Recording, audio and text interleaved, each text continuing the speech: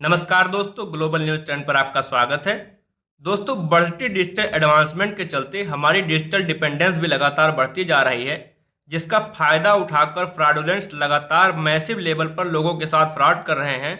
और चाइना जैसी कंट्रीज इस मौके का फायदा उठाकर एक ब्रॉड लेवल पर साइबर क्राइम कर रही हैं, जिसके चलते भारतीयों के बैंक अकाउंट तो खाली ही हो रहे हैं, साथ ही साथ कंट्रीज की सीक्रेट इंफॉर्मेशन भी इनके पास पहुंच रही है, जिसका यूज करके चाइना कभी भी हमारी इंटरनल सिक्योरिटी के लिए खतरा बन सकता है। और चाइना के इस साइबर गैंग में बहुत सारे इंडियंस ही जाने अनजाने या फोर्सफुली चाइना के लिए काम कर रहे हैं। दोस्तों, अभी 15 दिन पहले खबर आई थी कि दिल्ली पुलिस ने इंडियन सिम कार्ड की स्मगलिंग करने वाले एक गिरोह का पर्दाफाश करते हुए एक मेजर स्कैम को बस्ट किया था, जिसमें बताया गया था कि इन इंडियन सिम को प्री एक्टिवेट करके वियतनाम जैसी कंट्रीज को भेजा जा रहा था और फिर वहां से इन भारतीय सिम का यूज करके भारत में ही स्कैम करवाया जाता था। दोस्तों, ये पूरा स्कैम तब सामने आया जब दिल्ली के इंदिरा गांधी इंटरनेशनल एयरपोर्ट पर इंटरनेशनली पार्सल भेजने के लिए फेडेक्स कोरियर कंपनी के द्वारा इंस्पेक्शन की जा रही थी। तो इस कंपनी के वर्कर्स को एक सस्पिशियस पार्सल मिला जिसको वियतनाम भेजा जाना था। उस पार्सल में एक डायरी के अंदर कार्बन पेपर में करीब 75 सिम्स को छिपाया गया था। तो फेडेक्स के द्वारा जब दिल्ली पुलिस को कंप्लेन की गई, उसके बाद दिल्ली पुलिस हरकत में आई और इतने बड़े स्कैंडल का खुलासा हो पाया। अब दोस्तों, सवाल यहाँ पर यह आता है कि वियतनाम जैसी छोटी कंट्रीज इतनी बड़ी मात्रा में भारतीय सिम्स का करती क्या है।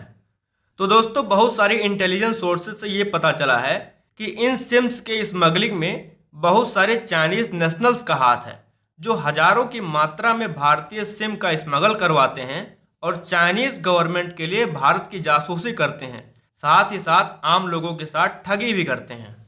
अब दोस्तों, इस इंटेलिजेंस रिपोर्ट पर मोहर तब लग जाती है जब ये खुलासा होता है कि वियतनाम के ही पड़ोसी देश कंबोडिया में करीब 5,000 से भी अधिक भारतीय लोग फंसे हैं और इन लोगों के माध्यम से ही भारत में साइबर फ्रॉड करवाया जा रहा है।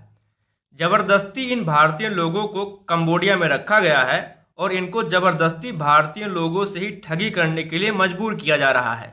यानी एक प्रकार से ये 5,000 भारतीय साइबर स्लेवरी करने के लिए मजबूर हैं, जो कि इंडिया के ही अगेंस्ट किया जा रहा है।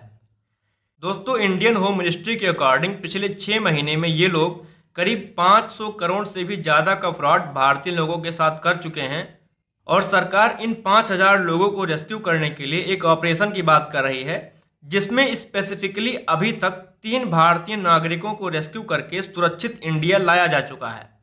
अब दोस्तों, यह पूरा मैटर हाईलाइट तब हुआ था जब पिछले साल 30 दिसंबर को उड़ीसा की राउरकेला पुलिस ने 8 लोगों को गिरफ्तार करते हुए एक साइबर क्राइम सिंडिकेट को बस्ट किया था। इनके ऊपर यह आरोप लगाया गया था कि ये इनोसेंट इंडियंस को बहला फुसलाकर या नौकरी का झांसा देकर कंबोडिया भेज रहे थे, जहां इन इंडियंस के पहुंचते ही इनके पासपोर्ट को छीन लिया जाता है और जबरदस्ती 12-12 घंटे तक काम करवाया जाता है। बेसिकली दोस्तों, ये ऐसे इंडियंस होते थे जिनको कंप्यूटर या इंटरनेट की बेसिक नॉलेज होती थी और इसका ही फायदा उठाकर ये लोग भारतीयों को कंबोडिया भेजते थे, जहां पर उनके साथ जबरदस्ती साइबर स्लेवरी की जाती है और भारतीय लोगों से ही साइबर स्कैम करवाया जाता है। अगर ये लोग ऐसा करने के लिए मना करते हैं तो उसके लिए इनको फिजिकल टॉर्चर भी सहना पड़ता है। अब दोस्तों, पिछले साल से अब तक इस घटनाक्रम से ये सारी बातें साफ हो गई कि कंबोडिया में जो इन फ्रॉडुलेंट कंपनीज के ओनर्स हैं वो सारे चाइनीज हैं और ये मलेशियन और कंबोडियन लोगों को एज अ ट्रांसलेटर एम्प्लॉय करते हैं, जिससे और लोगों से कम्युनिकेट कर पाएँ। और इंडिया, पाकिस्तान, नेपाल और बांग्लादेश के बहुत सारे लोग इनके लिए एज ए एजेंट के रूप में काम करते हैं, जो लोगों को एक लेजिटिमेट वर्क के लिए रिक्रूट करते हैं। और जैसे ही ये लोग कंबोडिया पहुंच जाते हैं, वैसे ही इनके पासपोर्ट को छीन लिया जाता है और उनको इन चाइना ओन्ड कंपनीज में स्कैम करने के लिए भेज दिया जाता है।